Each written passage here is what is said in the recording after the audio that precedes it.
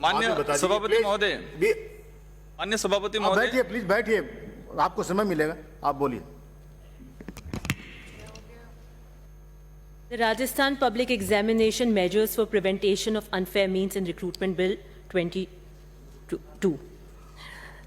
सभापति महोदय, लाखों परीक्षार्थी इस आशा में आते हैं कि उनकी परीक्षा बिल्कुल निष्पक्ष हो और हर बार पेपर लीक होकर उनकी आशाओं पर पानी फिर जाता है। रीट एग्जाम में पेपर लीक हुआ और पूरे राजस्थान में तहलका मच गया। उससे जुड़े हर सवाल और चिंता बिल्कुल वाजिब है कि आखिर कैसा होगा हमारा भविष्य, और लेकिन हमें सोचना पड़ेगा कि इस स्थिति के लिए कौन जिम्मेदार है। नैतिकताएं हैं, शिक्षा की व्यवस्था है, सरकारें हैं, कौन जिम्मेदार है। पुराने समय में भी शायद नकल होती होगी, लेकिन इस तरह नहीं होती जिस तरह आज की स्थिति जितनी चिंताजनक और भयावह है। इसलिए इसको रोकने के लिए एक सख्त प्रावधान लाना चाहिए था ताकि उसका एक भय हो, और वही लाने का काम हमारी सरकार ने किया है। मार्च का सीजन आता है या ऐसी कॉम्पिटिटिव परीक्षाओं का जब समय आता है तो अपनी अपनी चिंताएं होती हैं। किसी को पता करना होता है कि पर्चा किसने बनाया है, किसी को पता करना है कि कॉपी कहां जाने वाली है, किसी को नकल के लिए नई तकनीकी जांच करनी है, कोई अपने रिश्तेदारों और नेताओं के भरोसे बैठा है, और एक तबका सिलेबस खोलकर अपनी तैयारी के अंदर मिलान कर रहा है।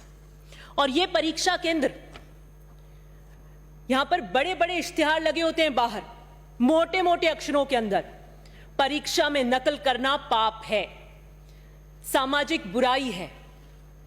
फिर आगे क्या होता है, रघुकुल रीत सदा चली आई, फिर वही पेपर लीक हो जाता है। तो प्रदेश के युवाओं को सरकार से बहुत बड़ी उम्मीद थी और वो चाहते थे, ये आस लगाए बैठे थे कि एक सख्त प्रावधान वाला कानून लाया जाएगा, एक सख्त व्यवस्था बनेगी और लगाम लगी जाएगी, और वही इस बिल के माध्यम से हमारी सरकार कर रही है। इसको 6 भागों में बांटना चाहती हूं। पहला, अनुचित साधनों के उपयोग पर रोक का प्रावधान। दूसरा, इसमें प्रश्न पत्र के लीक करने पर रोक का प्रावधान। तीसरा, परीक्षा कार्य में लगे व्यक्ति द्वारा प्रश्न पत्र के रोक का प्रावधान। चौथा, प्रश्न पत्र, आंसर शीट या ओएमआर शीट के लीक पर रोक का प्रावधान। परीक्षा केंद्र पर अवैध प्रवेश पर रोक का प्रावधान। प्रबंध तंत्र द्वारा किए जाने वाले अपराध पर नियंत्रण का प्रावधान। मुझे नहीं लगता इस बिल के किसी एस्पेक्ट में कोई पहलू को छोड़ा गया है, हर चीज को कवर करने की कोशिश करिए। और यह अधिनियम पेपर लीक गिरोह के ताबूत में कील साबित होगा।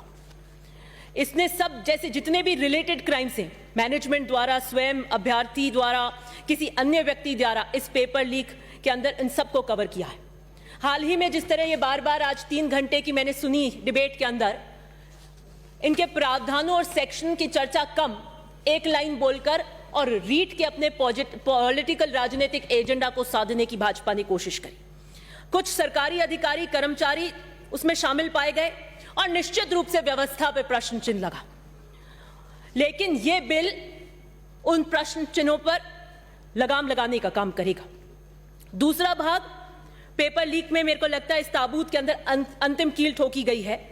अलग अलग अपराधों के लिए अलग अलग सजा के प्रावधान किए हैं। जैसे पहले के अंदर आप बता रहे थे 3 वर्ष और ये, लेकिन ऐसे सामाजिक तत्वों को कठोर से कठोर सजा मिले और पेपर लीक वाले जो संगठन है उनकी कमर तोड़ी जा सके, उसके लिए कितने कठिन प्रावधान इसके अंदर किए गए हैं। अब तुम करवाना पेपर लीक, अब करना पेपर की फोटोकॉपी, अब भिजवाना व्हाट्सएप पर अभ्यर्थियों को या परीक्षा करवाने वालों को 5 साल से 10 साल की सजा का प्रावधान इसके अंदर किया है। उनकी कमर निश्चित रूप से टूटेगी। अगर इसके अंदर परीक्षार्थियों को दोषी पाया जाता है तो हम उसे 2 साल के लिए सार्वजनिक परीक्षा से रोका है हमने। मुझे लगता है यहां पर मैं एक सजेशन देना चाहूंगी कि हमें ऐसे स्टूडेंट्स को लाइफ टाइम के लिए डिबार करना चाहिए। चौथी बात जो मुझे इस बिल में अपील करती है वो है संपत्ति की कुर्की करने का प्रावधान। बड़ी बड़ी बातें हुई, लोगों ने बुलडोजर को अपनी ताकत का प्रतीक बनाया, और आप क्यों नहीं अब आप फूल आपका जो है कमल का, अब अपना वो आप सिंबल बदल लें, क्योंकि बदलने की आपकी आदत है। बुलडोजर अपना नेक्स्ट आप बना लें। समझ नहीं आ रहा कि संपत्ति गिराने हेतु जो बुलडोजर की जरूरत है उसे आप चुनावी रैलियों के अंदर जेसीबी की आप फोटो लगा रहे थे। खैर, हम भी गिराएंगे ऐसी असामाजिक तत्वों की संपत्ति और युवाओं के फ्यूचर के साथ कोई समझौता हम नहीं देंगे। हमारी सरकार की कर्तव्यपरायणता और संकल्पबद्धता का प्रतीक है ये बिल। दूसरी जो शिकायत युवाओं को रहती है वो रहती है कि जब ऐसे मुकदमे हो जाते हैं और कठोर कानून भी आ जाते हैं तो किस तरह न्याय अदालतों में ठोकर खाता है, कितने कितने साल, 20 साल, 30 साल। लेकिन इस अधिनियम के अंदर राजस्थान सरकार उच्च न्यायालय के मुख्य न्यायाधीश से परामर्श कर सेशन न्यायालय स्थापित करेगी, विशेष न्यायालय स्थापित कर इस बुराई को खत्म करना चाहेगी। वो अलग बात है कि कितने कोर्ट्स खुल गए हैं, हम उसे कैसे करने का प्रावधान करें, इसकी अलग बात है। और लास्ट में मैं लास्ट 2 पॉइंट्स पे आ रही हूं। नरेंद्र मोदी जी ने 2017 में यूपी चुनाव में परीक्षा केंद्रों की बिक्री और नकल के व्यापार के ऊपर प्रश्न चिन्ह लगाया था।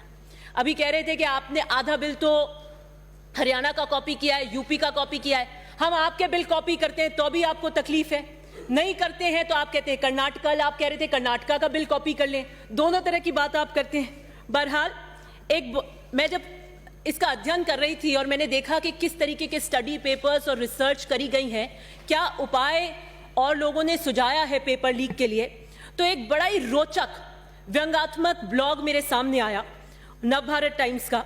वो 6-7 साल, ये जो बिल मेरे ख्याल से हिंदुस्तान में सब जगह आए उससे पहले लिखा गया होगा। परीक्षा में नकल रोकने के धांसू उपाय, उसके कुछ 2 चीज मैं पढ़ना चाहूंगी और ये उपाय मैं विशेषकर राठौर साहब आपके लिए लेकर आई अध्ययन कर।